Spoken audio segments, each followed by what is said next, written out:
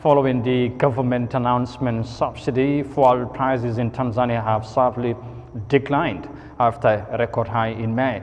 Now, this positive development came thanks to the International Monetary Fund intervention after a meeting with the country's president. Now, welcoming the move, economists believe more actions are needed to avoid future shocks. Here's more details of that in this report. Fuel consumers in Tanzania might soon experience relief as prices of petrol and diesel go down after hitting a historical high last month. This decline is a result of activating a $43 million subsidy that was announced by the government to manage spiraling oil prices that rose sharply as a result of the Russia-Ukraine conflict. The subsidy has resulted in a drop of $0.13 for petrol and $0.14 for diesel.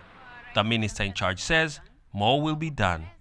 Tanzania requested a soft loan of $473,000 from the International Monetary Fund last month during President Samia Suluhu Hassan's talks with the managing director of the IMF. The government has allowed oil distributing companies in the country to sell fuel at a price that gives them a competitive advantage, but it warned that pricing should not exceed the price cap and should not be below the floor price for the relevant fuel product. Taxes and levies paid to various government departments and agencies amount to about 40% of the fuel price customers pay at fuel stations.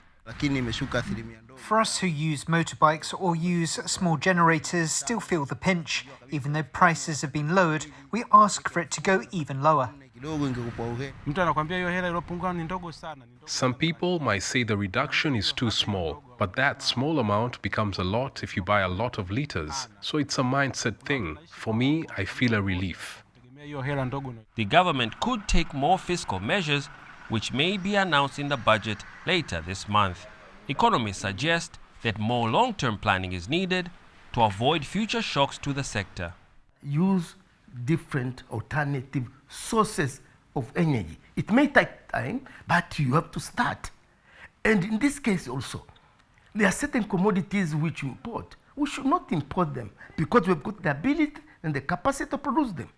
The central bank reports show that Tanzania's oil import costs almost doubled to $2.17 billion in the 12 months to March compared to the prior year period.